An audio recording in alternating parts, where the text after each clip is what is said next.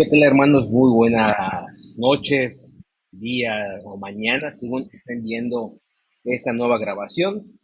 Eh, en esta ocasión estaremos entrando ya a la unidad 6. Esta es breve, pero la he complementado con una parte acerca de los sacerdotes, que fue la que nos quedó pendiente en la clase número 5, para poder así desarrollar un poco más esta interesante temática de los sacerdotes y sus vestimentas. Pues bien, hermanos, antes de iniciar, vamos a hacer una oración y comenzamos.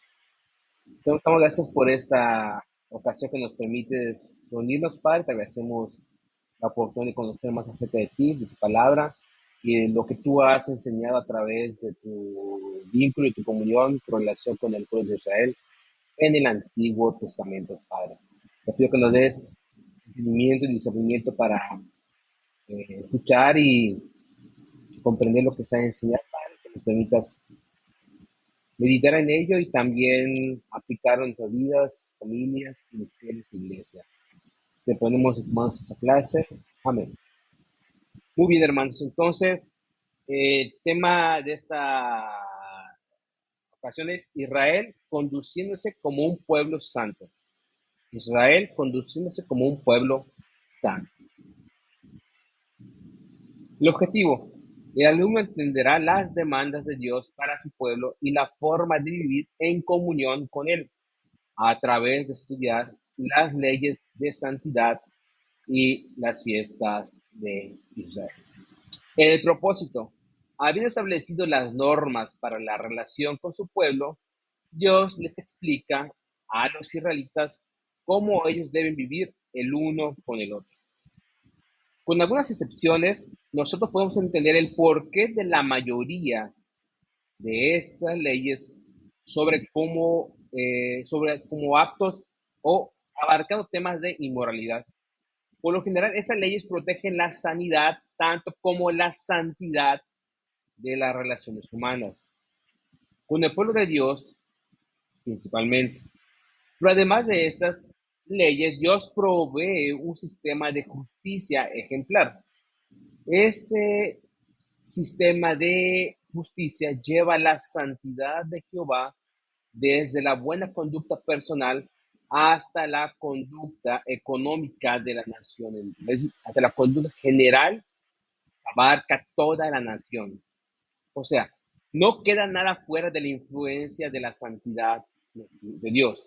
No hay un aspecto que el pueblo pueda decir: aquí podemos no cuidar la santidad, o aquí no importa la santidad de Dios. No, importa en todo ámbito, tanto individual como de manera comunitaria. Hasta la misma tierra tiene que ser trabajada de una manera sana, santa y justa. En lo relacionado con el año de jubileo, Dios nos enseña que la santidad no deja de practicarse cuando uno sale de la iglesia, sino llega hasta la oficina de su negocio y aún más lejos. Como escuchamos, el tema principal son las fiestas del pueblo de Israel. Esta parte enfoca cuáles son las fiestas principales que la nación escogida debe celebrar, no para su regocijo, no para su alegría personal, sino para honrar a Dios. Esas fiestas hacían que los israelitas pudieran recordar cada semana o cada año que eran el pueblo escogido de Dios, un grupo apartado únicamente para Él. Las primeras eran las fiestas de primavera. La Pascua era la primera, la principal, porque era la más importante de todas las fiestas, marcando el comienzo de año y recordando a Israel su liberación de Egipto, obrada por Dios. La Pascua celebra cuando Dios salvó las vidas de los primogénitos de Israel en Egipto, ¿recuerdan? Y liberó a los severos de la esclavitud. Recordaba al pueblo la liberación por parte de Dios. Fiesta número 2 de primavera, la fiesta de los panes sin levadura. le recordaba su liberación de la esclavitud. Los panes, la fiesta de los panes celebra el éxodo de Egipto. Recordaba al pueblo que estaban dejando atrás la vida anterior y estaban entrando a un nuevo estilo de vida. Número 3, las primicias, que celebraban la bondad de Dios. Las primeras cosechas de la cebada es lo que ésta recordaba o celebraba. Y recordaba al pueblo como Dios les proveyó. Número 4, el Pentecostés. Era la celebración de la cosecha. Al final de la cosecha de cebada y el principio de la cosecha de trigo. Mostraba gozo y agradecimiento por la abundante cosecha.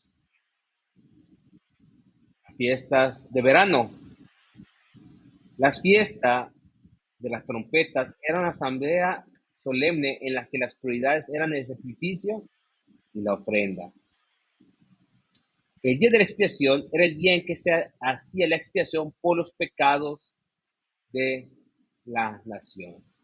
Y era el comienzo del séptimo mes y expresaba gozo y agradecimiento a Dios. Número 2, la fiesta de los tabernáculos. Era una gozosa festividad que recordaba la liberación que había dado Dios de Egipto y su provisión en el desierto. Implicaba la remoción del pecado de la gente y de la nación.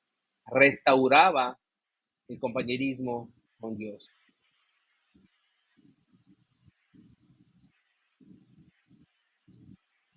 El año sabático. Cada séptimo año la tierra de Israel debía descansar y ser dejada en barbecho. No se trataba solo de un buen procedimiento agrícola, sino que también era una prueba de la fe y de la obediencia de Israel. Todos los esclavos hebreos debían ser asimismo liberados. Cada 50 años era el año de jubileo. Durante ese año, que comenzaba con el día de la expiación, toda la tierra debía reposar y todas las tierras que hubiesen sido vendidas debían ser devueltas a su dueño original. Y esto es lo que se les llama las fiestas. La fiesta de primavera, las fiestas de verano y el año sabático.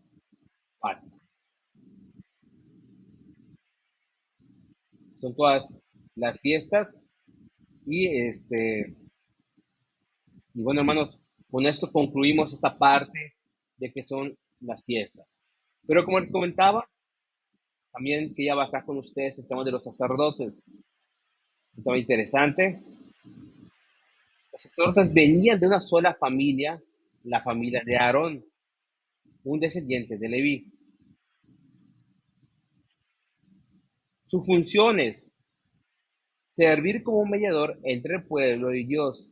Intercedían por el pueblo y expiaban los pecados a través de los sacrificios.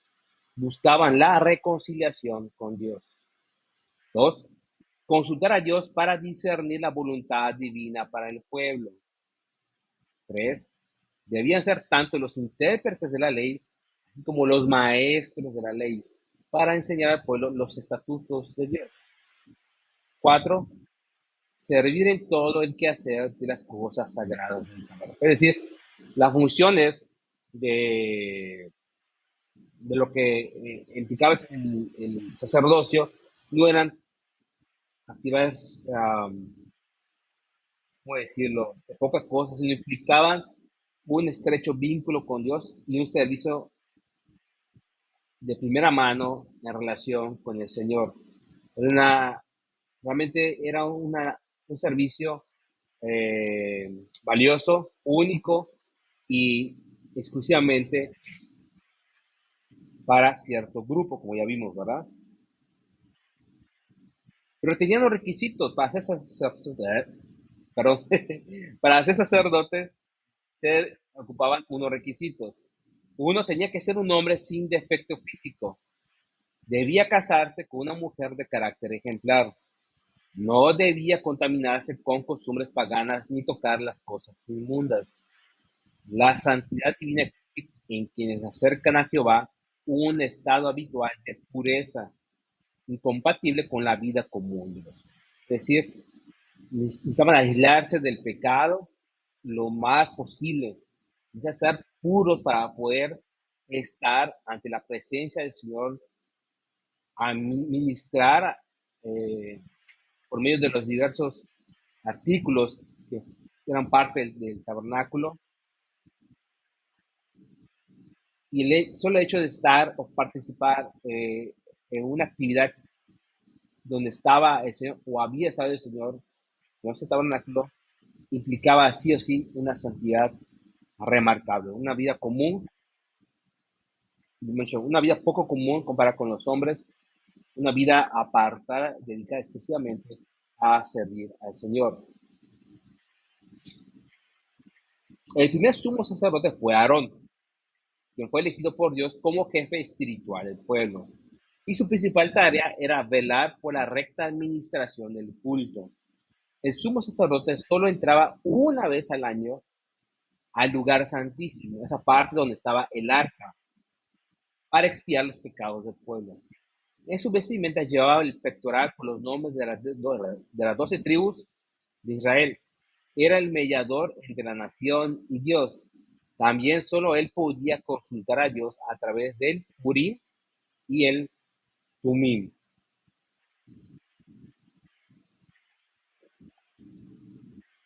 Sus vestiduras. Estas vestiduras no eran cualquier cosa, ni era algo que cualquiera pudiera obtener, mucho menos usar. Estas fueron hechas del mejor lino fino, eran de obra primorosa, para que los sacerdotes estuviesen vestidos con dignidad y hermosura, no para que ellos lucieran bien, sino para que se entendiera que esa dignidad y esa hermosura era porque iban a ministrar al Señor, iban a estar en comunión con el Señor, iban a estar en perpetuo servicio para el Señor. Se trata no de quién sirve, sino a quién están sirviendo, y a quien está sirviendo requiere, tanto en lo espiritual, pero también en lo físico, se exprese que se está sirviendo a un rey de reyes. Por lo tanto, se requería que los sacerdotes vistieran con dignidad y hermosura. Y aquí tenemos dos imágenes en cómo estaban divididas la vestimenta de los sacerdotes. Tenemos lo que es la mitra, el pectoral, el cinto, el efod, el manto, la túnica, y el lado izquierdo y el lado derecho, una imagen más gráfica, más colorida, para que podamos tener más certeza de cómo asimilar eso que vamos a escuchar, ¿no? Encima de la túnica se llevaba un manto azul, como vemos en la imagen, que se extendía del cuello hasta por debajo de las rodillas. Las orlas del manto estaban adornadas con campanillas, como en la parte de abajo, de oro y granadas azules que se alternaban. Como la granada tiene muchas semillas, se la considera símbolo de una vida fructífera. Las campanillas de oro anunciaban los movimientos del sacerdote de la congregación afuera del tabernáculo el día de la expiación. Así sabían, al escuchar el sonido de las granadas, que él no había muerto al entrar en el lugar santísimo, sino que su mediación había sido aceptada. Recordemos que entrar en la presencia no era cualquier cosa. Una mínima evidencia de impureza y pecado implicaba la muerte instantánea. Algunos estudiosos de la Biblia también han visto en eso, esta figura que recién escuchamos, una verdad espiritual para el creyente. Según estos estudiosos, las campanillas pueden representar el testimonio verbal y la granada los frutos del espíritu. Estos dos van juntos y deben ser de igual importancia para el creyente. Pasando al efod, este era una especie de coselete sujeto por un ceñidor y hombreras. Como vemos en la imagen, en la parte media del cuerpo, estaba hecho de lino en los colores oro, azul, púrpura y escarlata. Dos piedras de ónice iban puestas sobre las sombreras del efod. Cada piedra tenía grabados 6 de los nombres de las tribus. Así, el sumo sacerdote representaba a todo Israel en el ministerio de la mediación. Recuerden que la vestimenta no simplemente era cumplir el objetivo que el sacerdote tuviera dignidad y hermosura, sino que eran simbolismos reales y que tenían realmente, realmente un significado para llevarse a cabo. El pectoral era una bolsa cuadrada, como es en el pecho, de aproximadamente 20 centímetros. Era la parte más magnífica y mística de las vestiduras sacerdotales. Llevaba adelante 12 piedras de distintas clases y colores. Cada piedra preciosa tenía el nombre de una de las tribus de Israel. Así que el sumo sacerdote llevaba sus nombres a la vez sobre los hombros, la parte del cuerpo la que representa la fuerza y en el pectoral, sobre su corazón, el órgano que representa la reflexión y el amor. La ubicación del pectoral no era una ubicación aleatoria, sino arbitraria, es decir, tenía una razón de estar ahí en el corazón. El sacerdote no solamente representaba a Israel delante de Dios, sino también intercedía a favor de su nación. Como dicen, la verdadera intercesión brota del corazón y se realiza con toda la fuerza. Sobre todo, es una imagen de nuestro gran intercesor en el cielo, en cuyas manos están esculpidos nuestros nombres.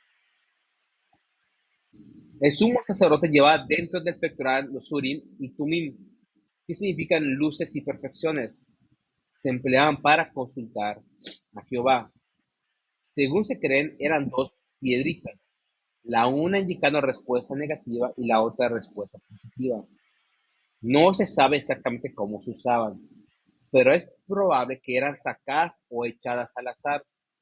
Como vemos, a veces se hacía la consulta proponiendo una alternativa. ¿Haré esto o aquello? Era la pregunta. Y según salieron los Urim y Tumim, se interpretaba la respuesta. Vamos a checar el 1 Samuel 14, 36 al 42 y en 2 Samuel 5, 19. El turbante, la mitra del sumo sacerdote, estaba colocada en esa parte una lámina de oro puro con las palabras santidad a Jehová, grabada sobre ella. Proclamaba que la santidad es la esencia de la naturaleza de Dios e indispensable para todo verdadero culto a Él. El sumo sacerdote era la personificación de Israel. Siempre era su deber traer a la memoria del pueblo la santidad de Dios. Las vestiduras manifestaban la dignidad de la mediación sacerdotal y también la hermosura en el culto mediante la armonización de las magníficas vestiduras con los colores del santuario. Y con esto, hermanos, concluimos la clase de esta ocasión. Espero que les haya interesado. Fue breve el tema de las fiestas, pero también pudimos estudiar un poco más acerca de la vestidura de los sacerdotes y lo que significaba y simbolizaban cada parte de ellos. Hasta pronto y muchas gracias por su atención.